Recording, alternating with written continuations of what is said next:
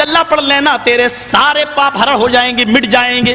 یہی تو اللہ کے نبی نے کہا تھا ان الاسلام یہدم ما کان قبلہ، اسلام لے آؤ۔ اسلام کب لایا جاتا ہے؟ جب کلمہ پڑھا جاتا ہے۔ ما کان قبلہ، جتنے بھی گناہ تم نے کیے ہیں سارے کے سارے گناہ معاف ہو جائیں گے۔ جو کلمہ تم پڑھتے ہو وہی تو وہ بھی پڑھتے ہیں، فرق اتنا ہے۔ دلیل کیا ہے؟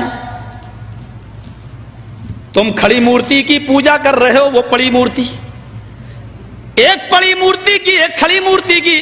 یہ شنکر بھگوان کی مورتی ہے، یہ بڑے پیر صاحب کا یا نظام الدین اولیاء کا مزار ہے،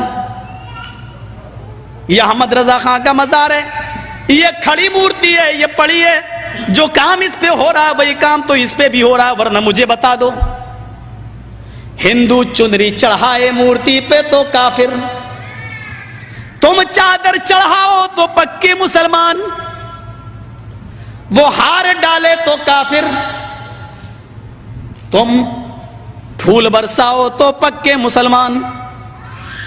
یہ کوئی چیز کھانے کی مورتی پہ چڑھائے تو کہے پرساد، پرساد کھانا حرام۔ یہاں پر کوئی چیز چڑھائی جائے اس کو کہو تبرک ہے، اور یہ کھانا بڑا مبارک۔ ہندو مورتی دھو کر اس کا پانی پیے اور کہے کہ یہ گنگا جل سے زیادہ پاک پوتر ہے، اس سے بیماریاں صحیح ہو جاتی ہیں۔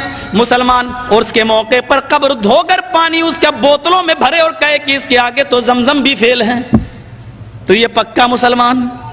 جو کام اس پہ ہو رہا ہے وہی کام تو اس پہ ہو رہا ہے۔ اور آج میں فتویٰ دینے کا عادی نہیں ہوں، لیکن آج جذبات میں ہوں، میں یہ فتویٰ دے کے چلا جاتا ہوں۔ میرے پیارے ساتھیوں، اللہ کی قسم، اگر بھارت کے اور پاکستان کے، ہندوستان اور پاکستان کے، ہندوستان کا یہ 20 کروڑ مسلمان اور پاکستان کا وہ 15 کروڑ 10 کروڑ مسلمان، اگر یہ چادر چڑھانے کے بعد، چنری چڑھانے کے بعد، تبرک کھانے کے بعد اگر یہ جنت کے اندر چلا گیا تو کعبے کے رب کی قسم کھا کے کہتا ہوں کہ بھارت کا 60 کروڑ ہندو بھی ایک ایک کر کے جنت میں چلا جائے گا۔